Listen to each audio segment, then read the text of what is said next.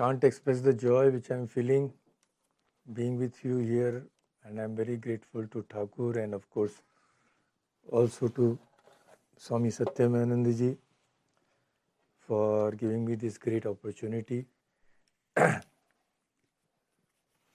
So, most of you, I don't know if you may know this story or something about this story.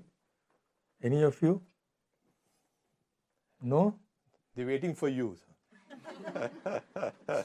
So, I should have suspected it. As I said last time, your brains are being stuffed with formless, attributeless, tasteless, odorless Brahman. So, I don't know what use is that Brahman coming. That very Brahman is tasteless, but also it has taste. So it is obvious now, since any of you are not telling that you know the story. So your minds have become dry with this dry Vedanta. So now we will sprinkle it with devotion. We know we don't need Brahman, which is like hydrogen gas. We need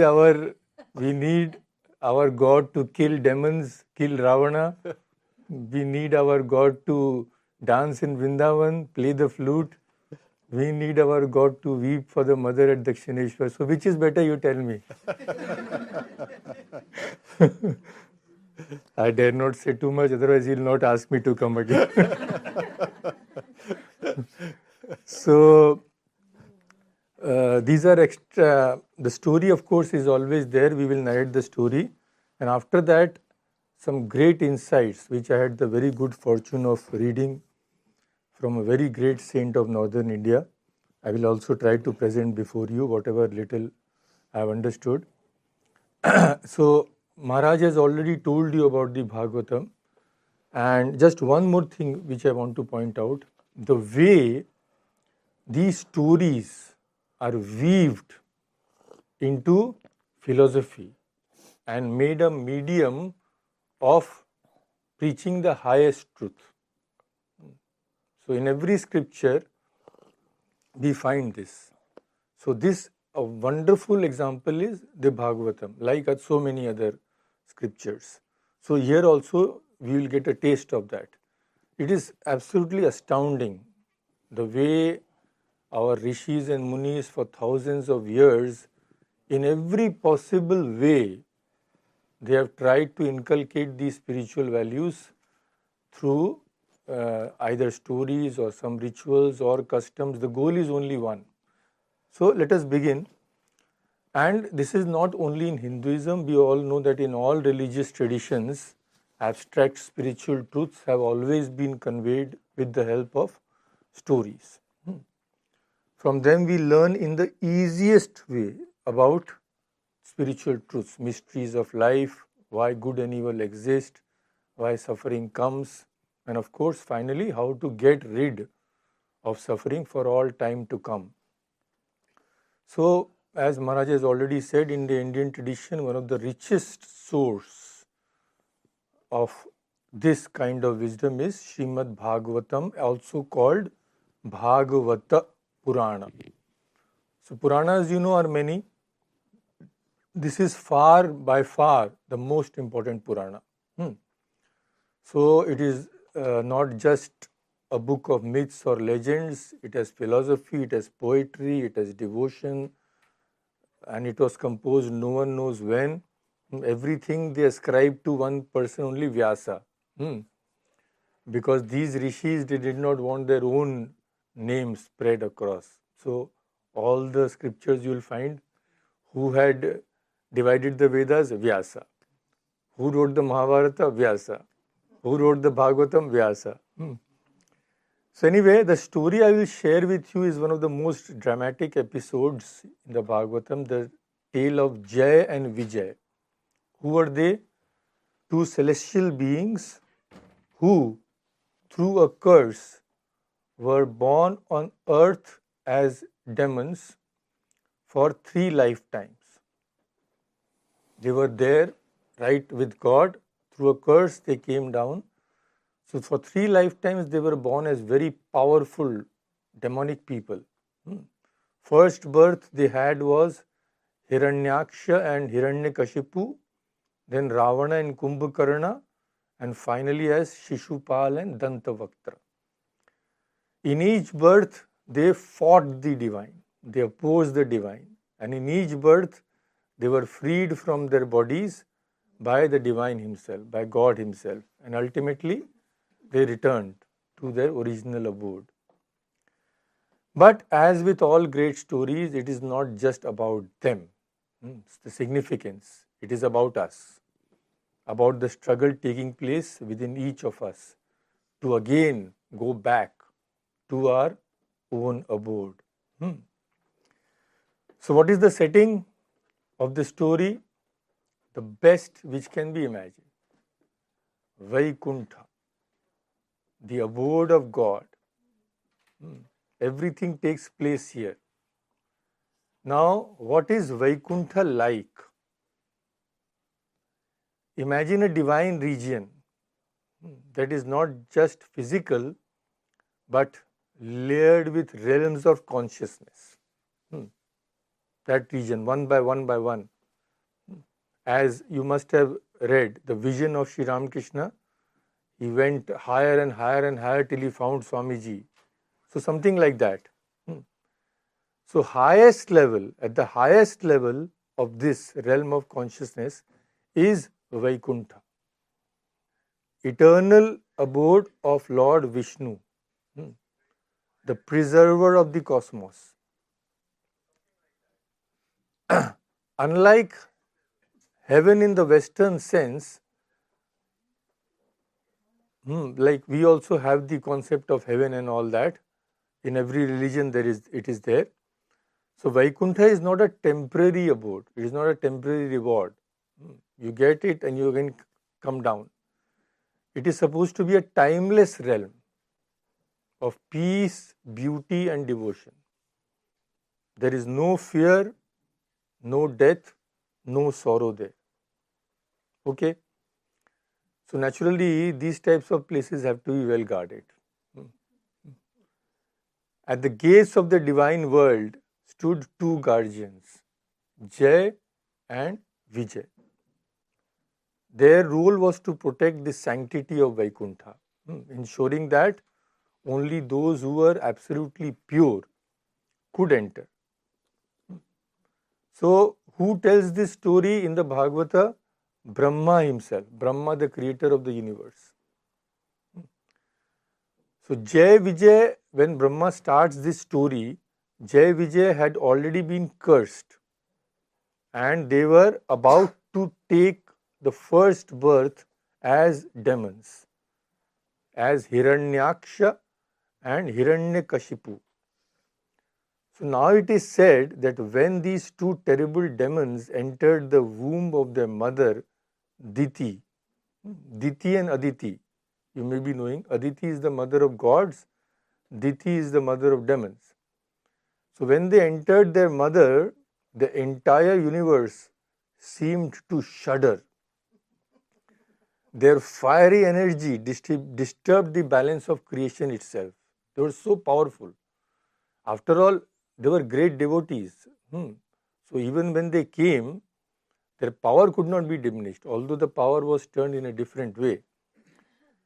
So you must have read, the scriptures tell us that when God himself is about to take birth, everything turns auspicious, winds grow gentle, waters become calm, the hearts of saints are filled with joy, nature herself rejoices. But when demons are about to be born, the opposite occurs. The signs are reversed. Inauspicious omens appear everywhere. So now it seemed that the heavens grew restless, the earth trembled, and a shadow seemed to fall across all existence. Gods became alarmed. Everybody went to Brahma. He is the creator. He is creating all this stuff. So Brahma is supposed to be the knower of everything, what is going to happen, not happen. He is bringing forth all beings, good or bad.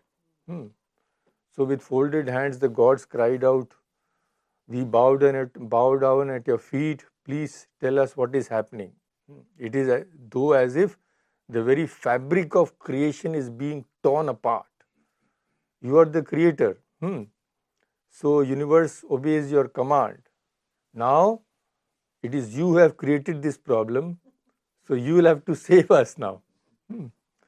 So from the womb of Diti, darkness is spreading across all the worlds.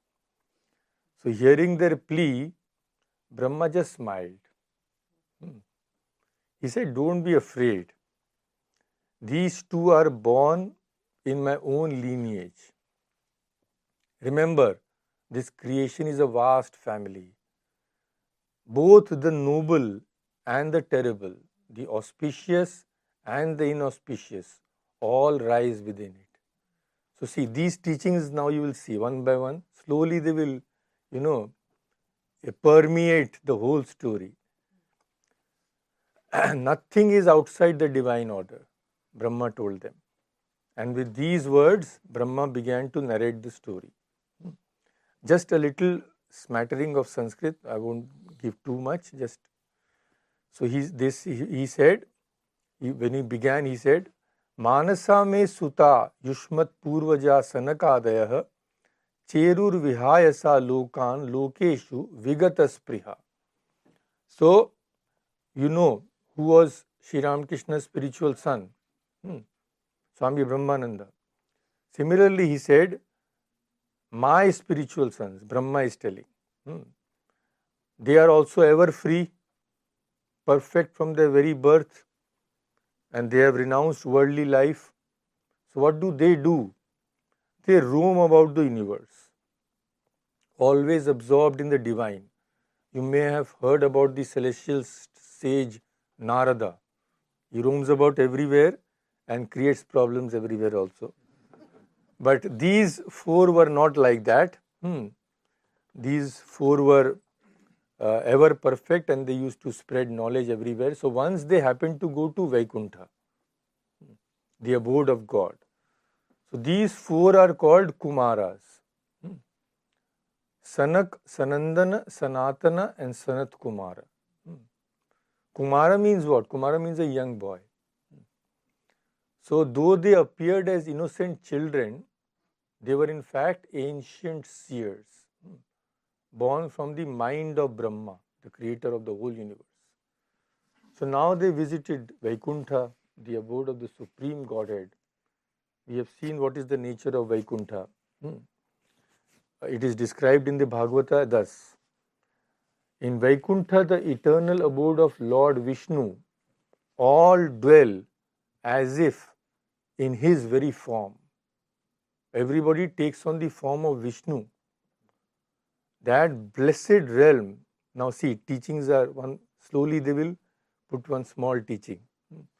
That blessed realm is attained only by those who, renouncing every other desire, worship God through their dharma, with their sole longing to take refuge at his lotus feet. They do their duties, by their duties they worship God. And they have only one aim. Not that God will give me a job or a lottery ticket. Only one aim, to attain God. Only they can enter Vaikuntha. And then next says, "But those who turn away from the sin-destroying stories of Lord's divine play and instead fill their ears with the hollow chatter of worldly things can never, ever enter Vaikuntha." How great is the glory of human birth! Even gods long for it. For it is in this human form alone that one can realize the truth of the self. Yet, having gained this rare embodiment, those who still do not worship God are truly deluded. So these teachings are coming, you see. So we have said that the four Kumaras were the eldest of the Brahma's creation, firstborn, and yet in their appearance they were just like young boys, innocent, unclothed, wandering free in the vow of naked renunciation. So longing only for the Lord, disregarding everything else, all sights along the way, the sages, Sanaka and others. So in short, we don't mention all the four names every time. We say Sanak Adi. Adi means and others. Like that we say. So they crossed the 6 gateways to Vaikuntha. Now when they reached the 7th one, that was the final one. After that, God himself is there. They beheld 2 radiant guards standing there, equal in age, mighty, powerful. To guard the gateway of God, you have to be powerful. So all they had weapons, mace and all that, and they were adorned with all kinds of jewelry, ornaments, etc. But only what was the one thing which was out of place, they seemed a little irritated when Sanak Adi approached that gate.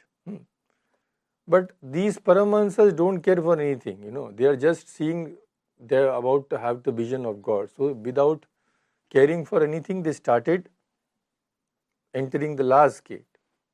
But they were not allowed to. Seeing them enter so freely, the 2 gatekeepers, contrary, now all sorts of strange things will begin to happen, and we will see later. Contrary to the gentle nature of the Lord they served, a servant should be like the master. So contrary to the gentle nature of God whom they served, they mocked the sages and barred their way. You fellows, who do you think you are? Can you go here anytime you like? And in this state? So, of course, the Kumaras were in no way deserving of such an insult. Now, when the guardians thus obstructed those who were worthy of worship, these Kumaras were worthy of worship. And the Kumaras saw what? We have come from so far, and now we will not have the vision of God. So as the vision of God was being denied, their eyes blazed with anger, and they spoke these words: O gatekeepers, those who, by the power of serving the Lord, have attained residence in this realm are meant to be same-sighted like God himself, and you too are amongst them. Then why do we see such partiality in your conduct? God is supremely peaceful. He bears enmity towards none. So tell us then, do you think that we are objects of suspicion? So someone wants to enter our home. So we will inquire, no? Who are you? What do you want? From where have you come? We have to be careful. But in Vaikuntha, there is no chance of this happening because only the deserving go there. Only the saints can enter Vaikuntha, as we have seen. So about whose character you can entertain such a doubt that you will not let them go to God? So naturally, this cannot be the reason that you are suspicious of our nature, because nobody can enter there other than those who are great saints. So then what may be the reason? Sanakadi said. They said there can be only one reason. Fault is in you. You are deceitful. Therefore, you project your own duplicity upon others. There's a saying in Bengali, a popular saying, we all know, a thief thinks everybody to be a thief because his own mind is suspicious, he is suspicious of everybody. So the sages said, that is your problem. Jay-Vijay. So the entire universe actually abides within the Lord's being. Thus, the wise who dwell here perceive no distinction between themselves and the all-pervading God, Sri Hari. Now see, teachings are again how the Advaita is combined with this dualistic thing.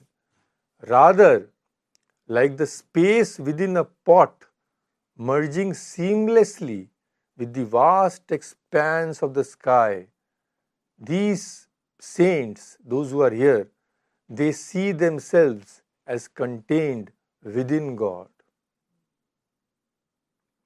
You, though assuming a divine form, what is it that you perceive that has led to your imagined fear? How are you seeing difference? In this world of non-duality, how are you seeing difference? So, my friends, Sanat Kumara said, they said, yeah, you are attendants of the Lord of Vaikuntha, yet your understanding is dull. So, for your ultimate welfare, we will punish you.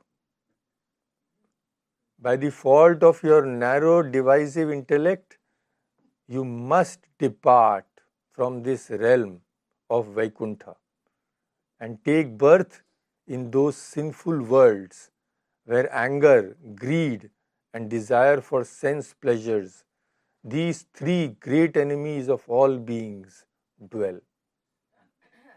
This is where we are now. So the three great enemies have been mentioned, as in the Gita. Anger, greed, and inordinate desire for sense pleasures. In the Gita, they said that these are the gateway to hell.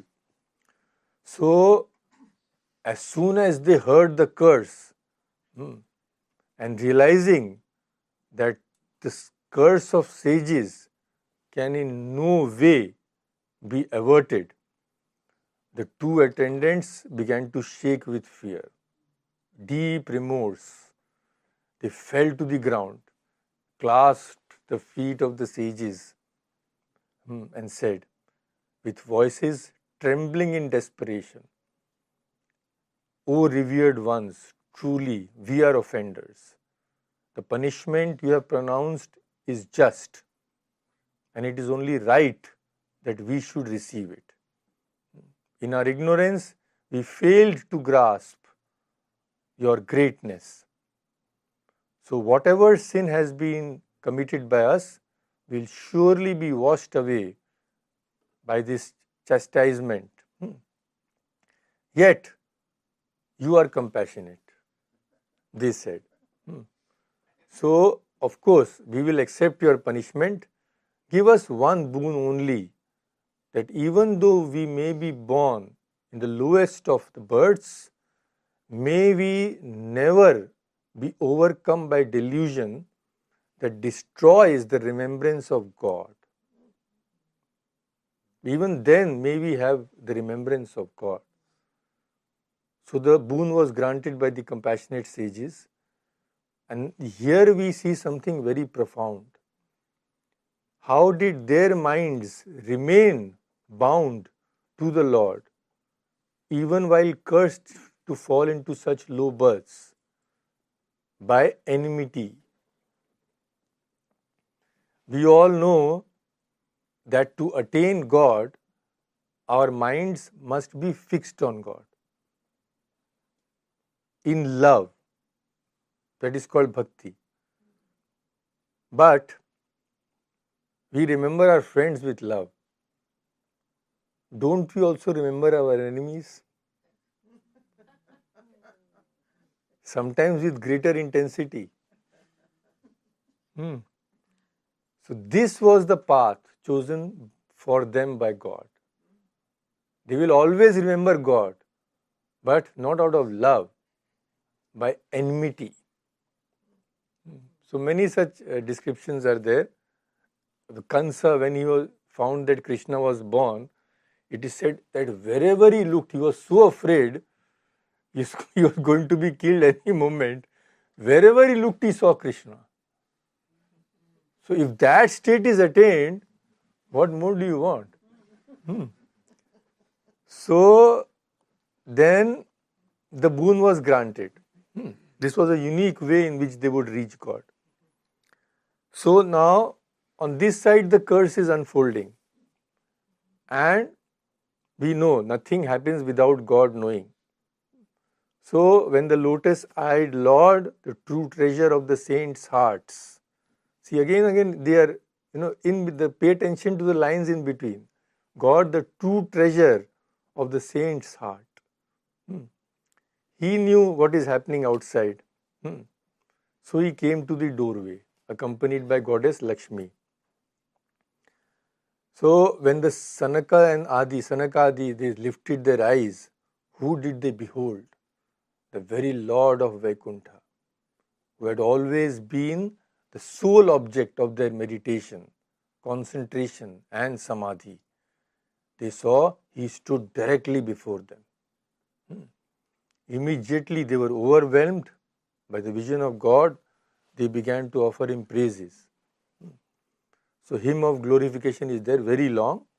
We will just take one verse.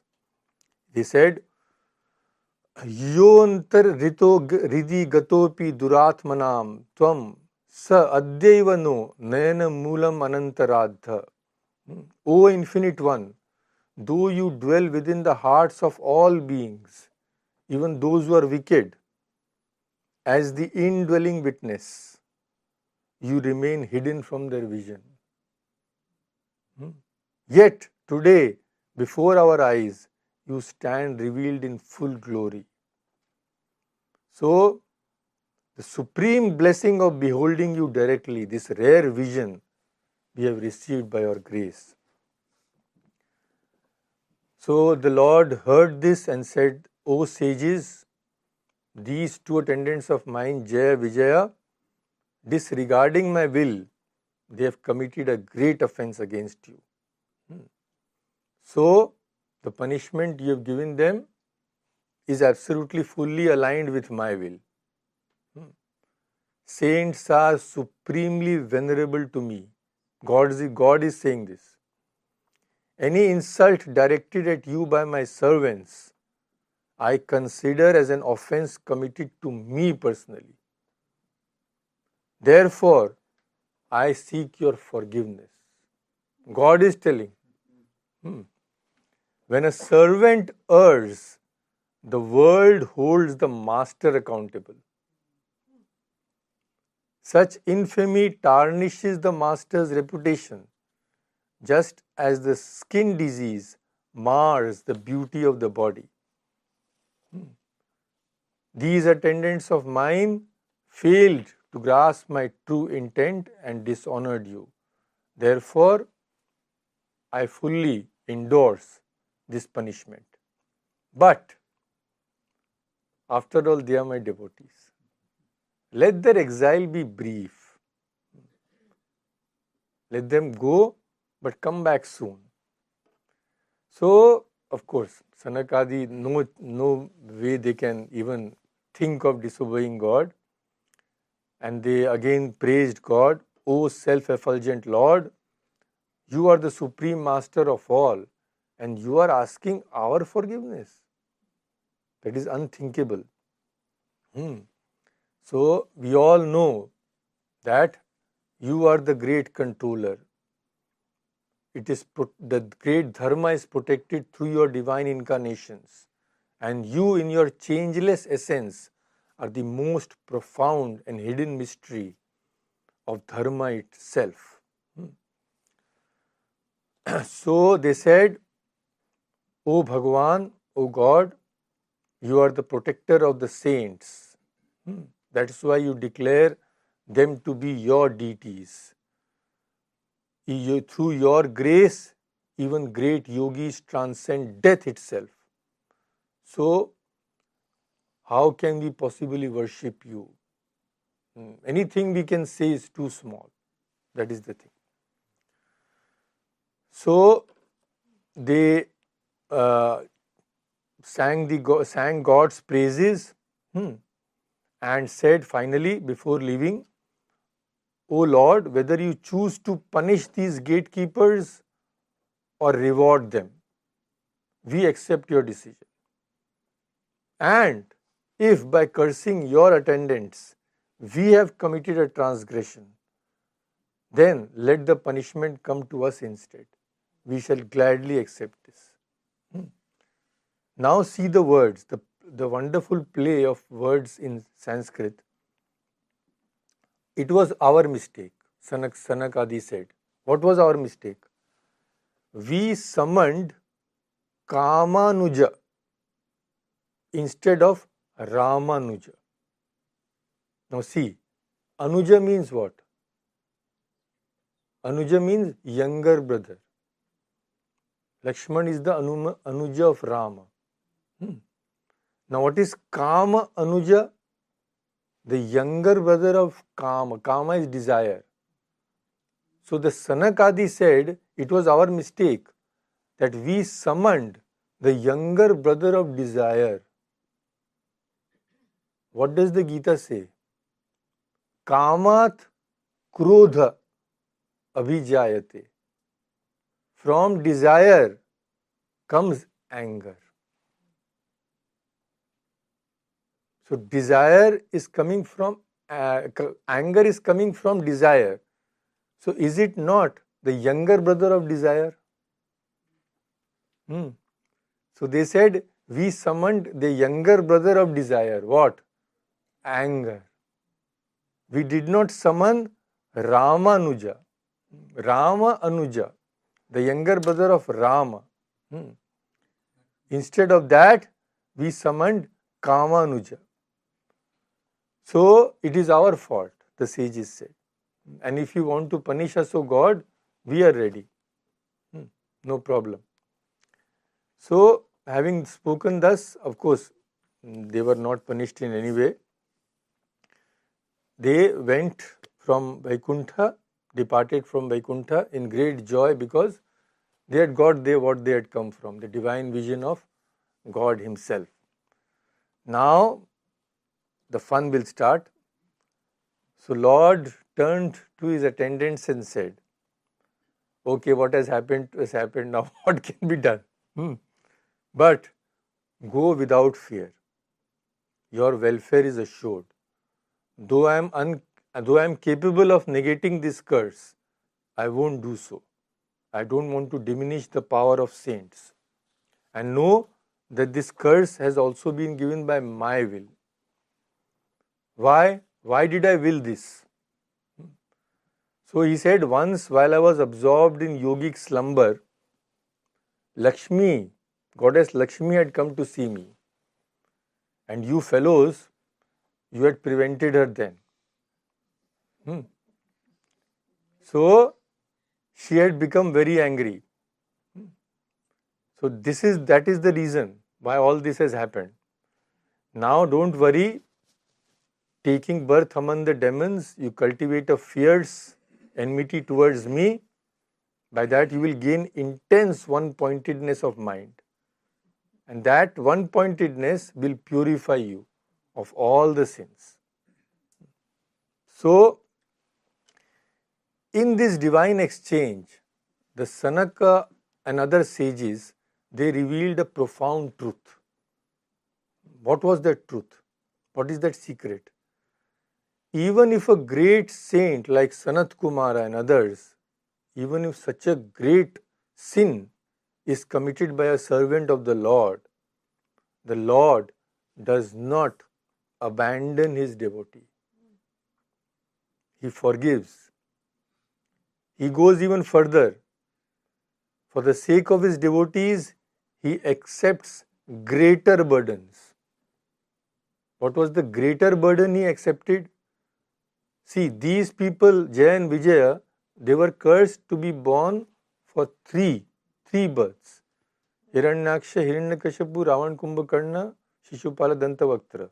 But God, to deliver them, He was born one more time. He was born 4 times. For Hiranyaksha and Hiranyakashipu, he was born twice. Hiranyaksha was killed by the boar incarnation. Hiranyakashipu was killed by the Narasimha incarnation. So those people had to be born only thrice. God came 4 times. So doesn't He bear the additional burden? So God says what here? even if my devotee errs, even if he takes on a fearsome form, then I too shall assume a form even more fearsome. That the Hiranyakashipu, that lion and man, that story also you don't know. I will have to come every week for at least 5 years.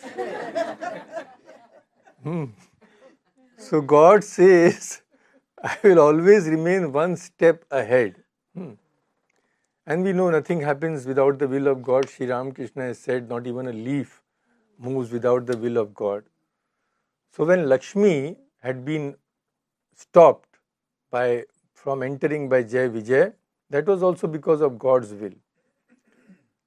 So why did God create all this drama? What did he want?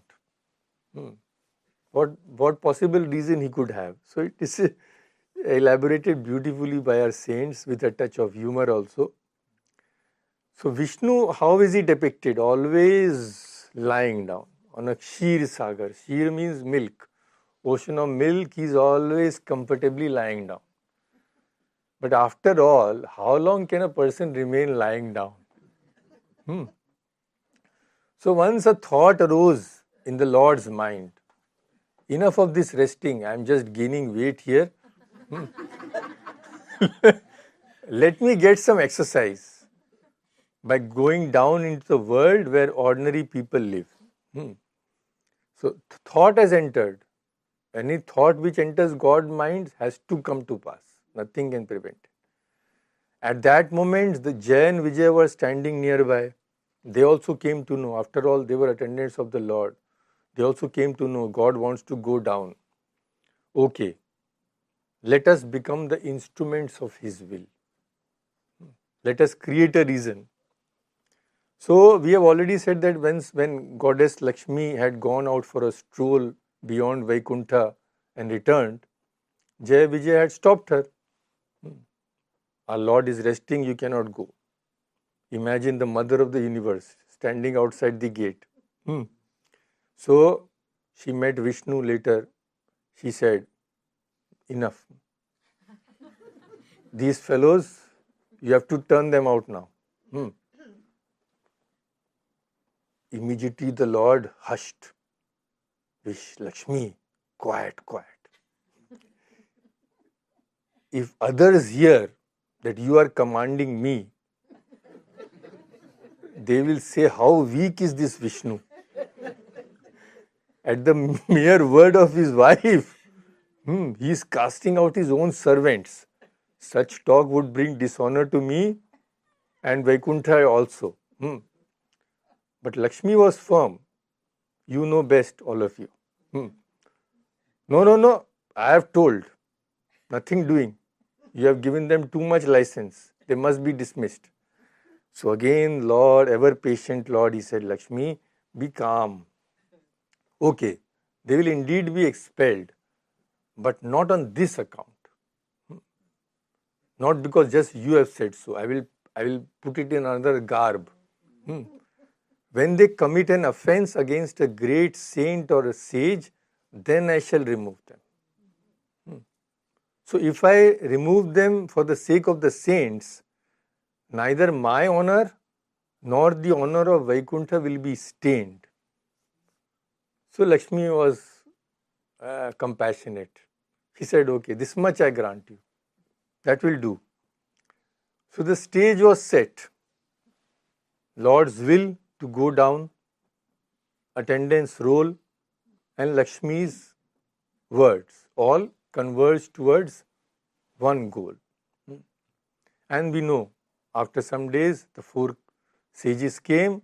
What happened? We have seen. So, another lesson which we learn here, the world needed to witness how deeply the Lord honors saints and sages, how highly He esteems them. For their sake, He might even send away His own attendants. This also God had to show the world. And another thing which God wanted to show from this divine play, what? That even when his devotees are cast out of Vaikuntha, they don't become powerless. Even in exile, they shine with majesty, with wealth, with strength, with glory. So all these demons were very powerful. So if such is the splendor of those who have fallen from Vaikuntha, imagine the glory of those who are in Vaikuntha. This also he wanted to show. Thus, through the instruments of the sages, the Lord fulfilled two purposes at once, what we have discussed. So it was ordained. Jay-Vijay would leave Vaikuntha, take birth in the mortal realm, become the very cause of Lord's incarnation. Such is God's play. Every curse also becomes a blessing. Now, the purely spiritual significance. It's wonderful, this insight. It's from a great saint. So, he says, see, in Sanskrit, how can we relate to this now? In Sanskrit, there is a word called Vikuntha. Vikuntha. What does it mean? Kuntha means dullness, obstruction. Kunthit, in Hindi we say kunthit ho gaya, means obstructed.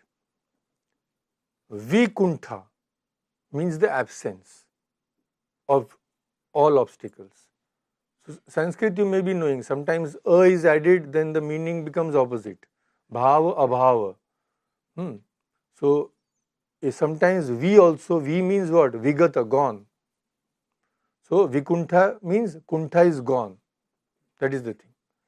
So Vikuntha means the absence of all obstruction.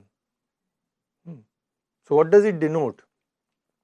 It denotes the sharp, one-pointed intelligence that can enter anywhere. No hindrance. Hindrance has been removed. So Vikuntha means that intelligence, subtle intelligence, which can penetrate even the subtlest secrets, the secret of God. It is so penetrating. The Kathopanishad, if you have read, it describes such an intellect by which God is seen. What does it say? Drishyate, it is seen. Tu, agraya buddhya, agraya, like a point of a needle. That brain is so sharp, it can penetrate the subtlest secret. And it can know God through that intellect. So, Vikuntha means that kind of intellect. So, Vaikuntha, what does it mean here? The Lord manifests in this Vikuntha buddhi. This type of buddhi, which has a very penetrating intellect, very pure, Lord manifests only there. That type of buddhi, that type of mind becomes Vaikuntha. That type of mind becomes the abode of God. For the abode and the Lord of the abode, the name and bearer of the name, they are never separate. So what does Vaikuntha actually stand for? A completely purified mind within which God can manifest himself. So that possibility is within all of us. We have to make our mind Vaikuntha, and we can make. So, but we all know it is not so easy to have such a mind. Now see another significance. It's so wonderful. What are the prerequisites of having such a mind?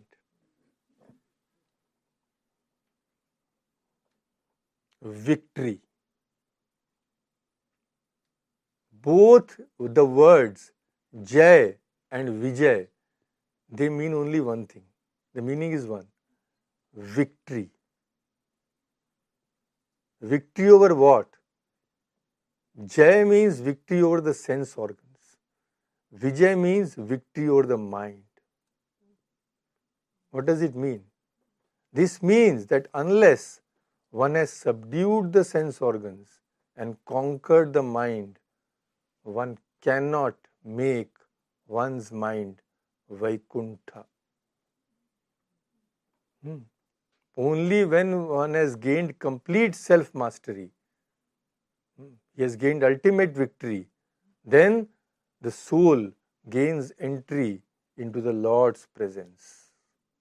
See how wonderfully he is described. So now it has been said that the Sanat, another wonderful thing we should note among this play. So it was said that Sanat Kumara and all these four sages went to Vaikuntha to behold the Lord. But think, do great saints and sages need to go anywhere to see God? Do they have to go anywhere to see Narayana? No. What does Narayana mean? The word, what does it mean? Narasya idam naram. What belongs to a nara, what belongs to a human being is nara. Hridayam tadeva ayanam yasya. Ayanam means home. So, the home of God.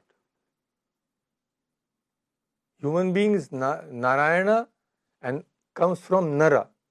We are Naras. Nara and Nari, both the same, both the things are mentioned here. So, what is Narayana?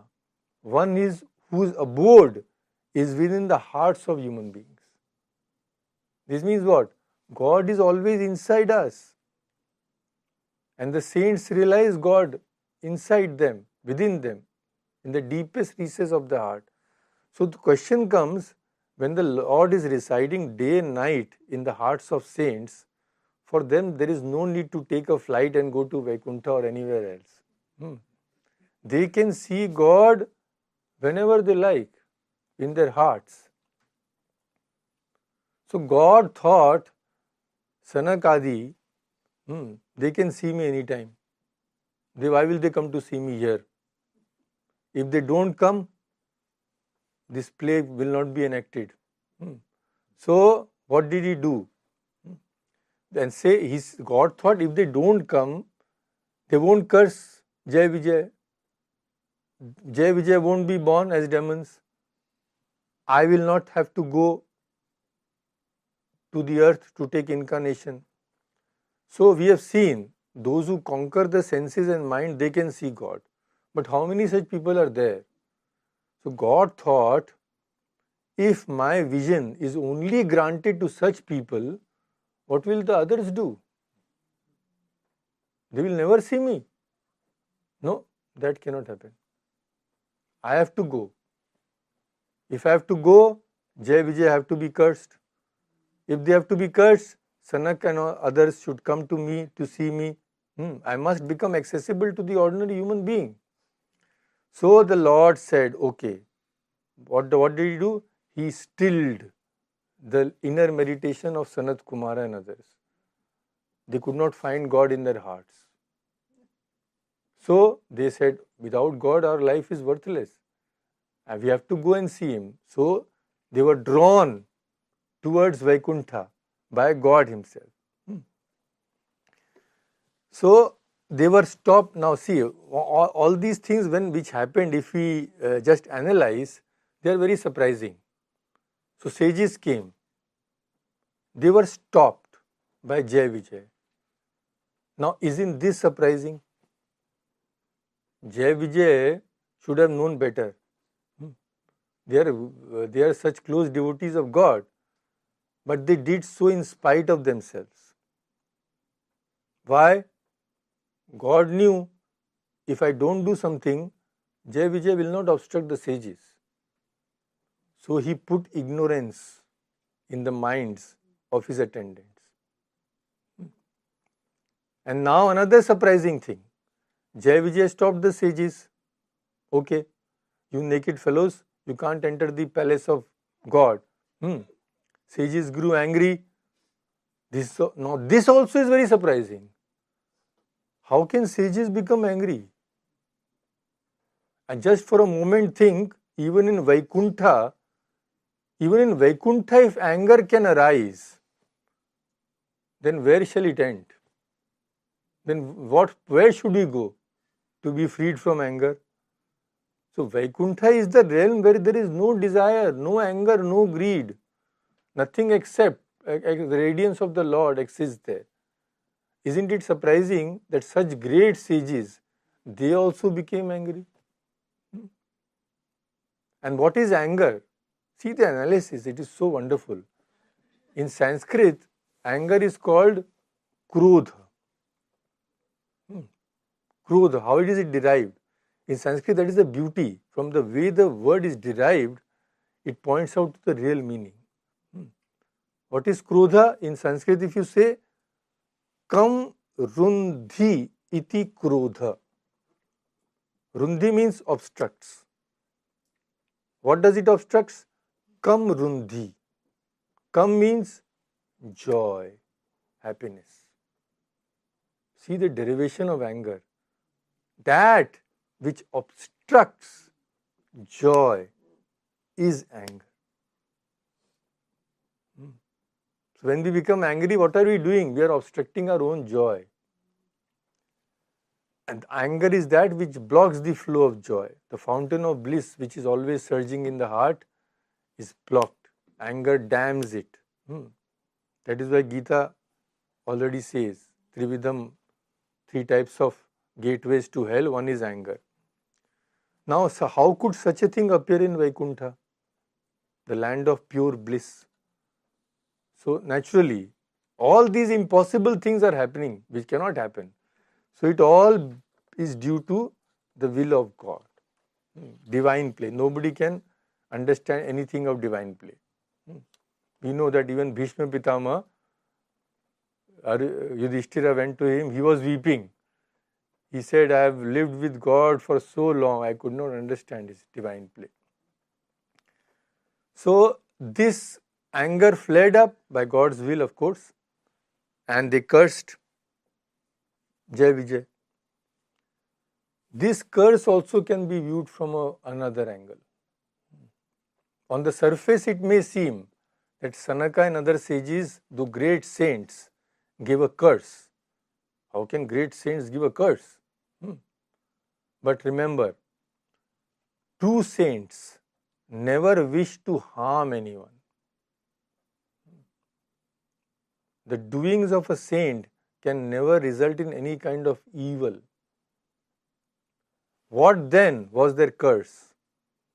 It was not to destroy. It was a remedy. We can even call it a blessing. The sages saw the fault in Jay-Vijaya, and through that curse, they created a way to remove that fault. So, this curse also is a divine blessing. And not only that, when Jay-Vijay went down, what were the sages doing? The sages also went down with them. After the curse, Jay-Vijay must have asked them, okay, we are going. Lord will also go with us. And you fellows, what will you do? They said, don't worry. We will also go down to witness the divine play. When you will be born as Hiranyakashipu, we will be born as Prahlad, the great saint, greatest of all saints. So don't worry, we are not abandoning you. This is not a curse. This is just a way of purifying you. This is the greatness of saints. For the welfare of ordinary people, they don't hesitate even to take birth in lower forms. So now on one side, God thought, let me step out for a while, let me play a little, let me move out, get some exercise. He's always absorbed in slumber. Another reason why he thought of going down. So he is lying carefully without any care in Vaikuntha, untouched by the joys and sorrows of the world. But then, should he always remain in Vaikuntha, never stepping down into the world, never tending to his creation, would not that be a blemish upon his kingship? Imagine a king always living in his palace, never looks after his subjects. So he will earn reproach, no? So here too God thought, if I only remain in Vaikuntha, never entering the world of beings, it will be a reproach. Who knows? How will the people react? So I should go. I should see what my subjects are doing, what are their problems, I should try to remedy. And for their master, to save their master from such a blemish, all this Sanat Kumara and Jay-Vijay became the instruments. They cursed Jay-Vijay, go become demons. You know God. He is lying peacefully until there is a crisis, until there is some really turmoil going on in the world. He will not go down. So create that problem as demons. And so it came to pass. Jay-Vijay were born as first as Hiranyakashipu, Hiranyaksha, etc., etc. Now, another great insight. What do these words, first they were born as Hiranyaksha and Hiranyakashipu. What do these two names mean? See, in our scriptures, names are never given casually. They carry the essence of a person's nature. So naturally, these are also very significant names. Hiranyakashipu and Hiranyaksha. One thing is common in between them. Hiranya. What is Hiranya? I will have to come twice a week.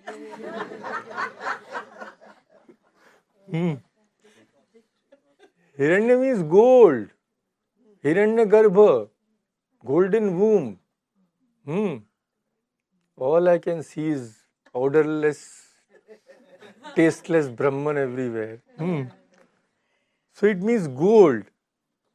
So both this word gold is common in both of these things, both of the names. So first Hiranyakashipu. Kashipu means bed, seat of comfort. So Hiranyakashipu is one whose very bed, whose very resting place is made of gold. What does it mean? It means a life steeped in luxury, indulgence and sense pleasures. So Hiranyakashipu represents bhoga. Bhoga means obsession with enjoyment. Next, his brother Hiranyaksha. Hiranya means gold. Aksha means eye, vision, perception. So Hiranyaksha is one who sees gold everywhere. People are there, no. Anywhere they go, they will just search for one thing, way to make money. Any opportunity. So he was also like that. Wherever he looked, he saw only opportunity of making gold, making wealth, to gain something. He represents lobha, the hunger for acquisition. I want this, I want everything in the world. So what do these two names mean? When a human being forgets God, he becomes completely selfish. He knows only two things: sense pleasures and acquiring wealth or any other method of enjoyment. So that is the derivation of the word which denotes demon in English. Asura. The Sanskrit derivation is Asura asannehi asura. So when a person lives constantly in body consciousness, what is called deha abhiman, indulging in the senses, ignoring the divinity within, he is called an asura. So a human being, both ways are open to him. He can become a asura and he can also create his, mold his mind in such a way it becomes a Vaikuntha. Both the possibilities are there. It depends upon an individual. So they were, of course, we have seen Jay-Vijay were not ordinary beings. They were attendants of God Himself, close companions. And when they were in Vaikuntha, like Hanuman, they always thought, the Lord is our master, we are His servants. In their life, God was the primary thing, except everything else was secondary. But when they were born as demons, the scene shifted. God was no longer primary. Wealth became primary. Possession became primary.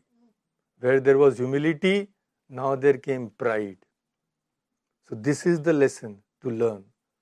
As long as God is the only aim of one's life, supreme goal of one's life, we will remain Jaya or Vijaya, a devotee. But when the ego becomes supreme, when I takes the throne where God should be, then we will become demons.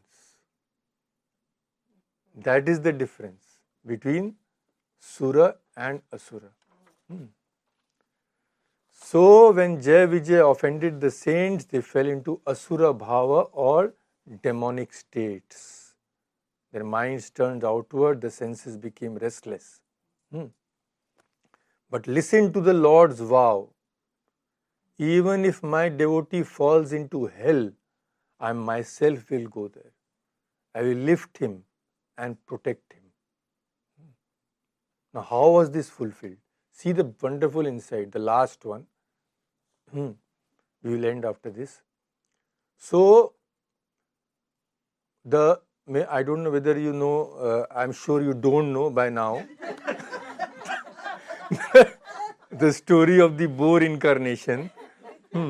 So, when Hiranyaksha was born, he dragged the whole earth into the ocean. And Varaha, that boar incarnation, he came with his tusks, God came and again lifted the earth up. So that is the story. Now see, God came in an incarnation. He could have chosen a better body. But he was born as a boar. Why? The senses that perceive the earth is the nose. The earth is the seat of fragrance. So it is said in Sanskrit, Gandhavati Prithvi. And so, through the nostrils of Brahma, that boar incarnation took place. Because the nose senses the earth smell, etc. Now, we all know where the boar is looking. Always keeps its snout on the ground, rooting in the filthiest soil. Why?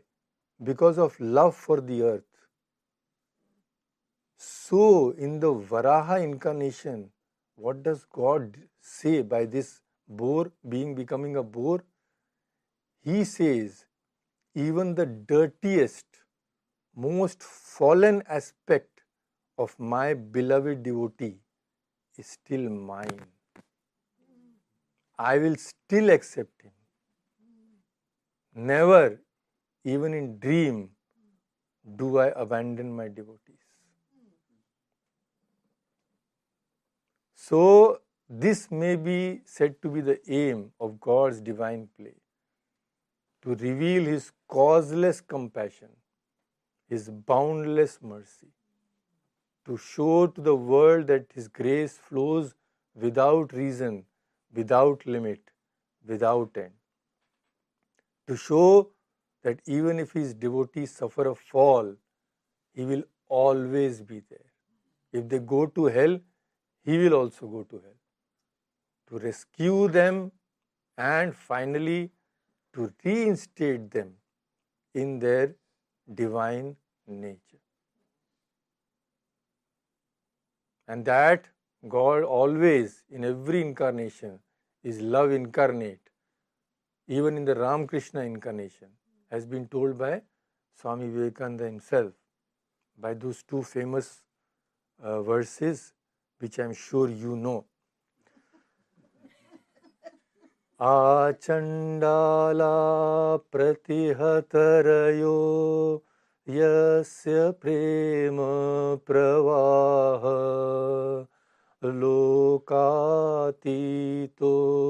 pyahana jaho loka kalyana margam त्रैलोक्येप्य प्रतिमा महिमा जानकी प्राणबन्धो भक्त्या ज्ञानं वृतवरवपुः सीतया यो हि रामः. He whose stream of love flowed with irresistible force even to the so-called outcast, who though transcending the world, never abandoned the path of doing good to it, whose glory is unmatched in all the three worlds. He, the beloved of Sita, Sri Rama himself, is now born as Sri Ramakrishna. Isn't it wonderful? Why don't you sing that other line also? We can on the harmonium.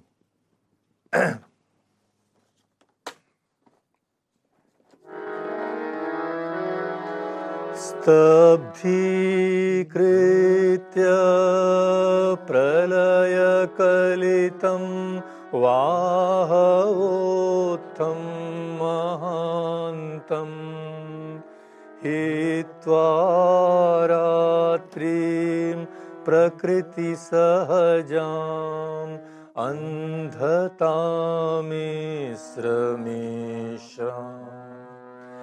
गीतं शान्तं मधुरमपि यः सिंहनादं जगर्ज सोऽयं जातः प्रथितपुरुषो Ramakrishna स्त्विदानीम्. He who stilled the terrible din like that of at the time of cosmic dissolution arising from the great battle, who dispelled the deep natural night of ignorance and who rode forth the Gita's song, which was sweet, peaceful, yet like a lion's roar, that renowned soul, Sri Krishna, has been born now as Sri Ramakrishna.